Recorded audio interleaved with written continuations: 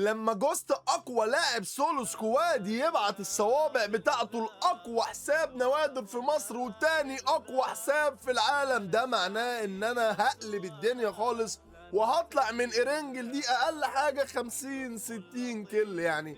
بص تعالى شوف معايا العظمه.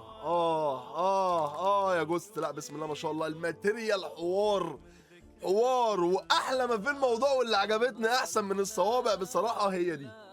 انا دي هبروزها عندي، هبروزها هخليها موجوده. المهم انا هلبس الطقم بتاعي الجميل اللي انتوا كلكم عارفينه ده، وهنزل هفحت ارنجل. تعالى ادخل اللايف عندي النهارده كده اهو، لو لقيتني لايف دلوقتي خش شوفني هتلاقيني مكسر الدنيا، اقل حاجه هطلع بيها 60 70 كل، وعاوز اشوف حد بيطلع بعدد كلات اكتر مني. ده انا بصوا يا نهار ابيض على اللي انا هعمله دلوقتي. اهم حاجه شكرا جدا جدا يا جوست، والله مشكور يا حبيب قلبي على الهديه الجميله دي.